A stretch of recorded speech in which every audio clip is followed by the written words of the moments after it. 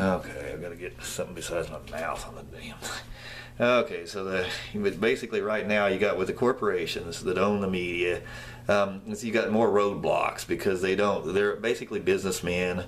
They're concerned about their wallets. They don't balance the First Amendment at all. And they're right in bed with the sponsors to the point that any whim the sponsor wants, like Bill Maher, they got rid of him. You know, I mean, anything. And so you don't have the independent voices, and the independent voices are people, anyway, and they're very often in any of the media. I mean, I've seen Jesse Ventura on a couple shows on the cable, but really I don't see much of Jerry Brown. I don't see much of Ralph Nader. I don't see too much of Jesse Ventura. I don't see anything of Ross Perot. I don't see anything of Michael Moore, pretty much in cable anywhere since the takeover. And so you don't have the independent voice, and where you had back in the 80s, where you had a lot of liberalism on TV, you had a strong independent party.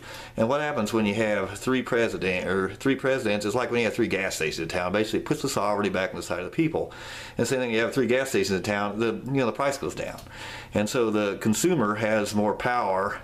The consumer has the sovereignty, essentially, more power than the gas stations by the fact that it's a lower price.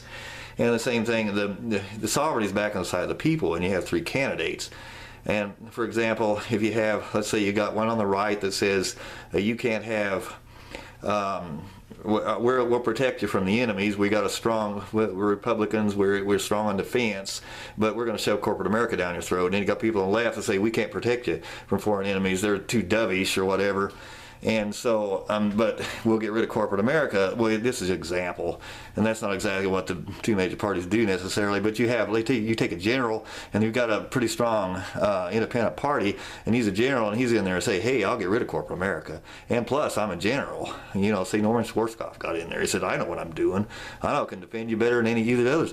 What does the other two parties got to do? They got to adapt Norman Schwarzkopf. I mean, adapt the Republican Party line, or Norman Schwarzkopf's party line, and the Democrats have to move over too.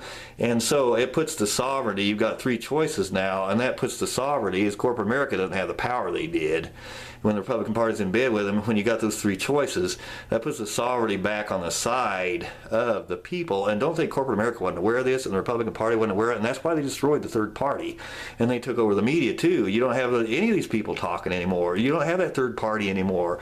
And they shut them out of the debate, and they did it. Corporate America collusively, you know, in cohesion with the Republican Party, and probably Democrats too, to a degree, according to Nader, but both of them, and they shoved them out to the point that you don't have your sovereignty. They took it back away from you. When you were gaining enough sovereignty, we almost got rid of the campaign finance corruption in the country back in the 80s. You aren't going to get rid of it now. Okay, second.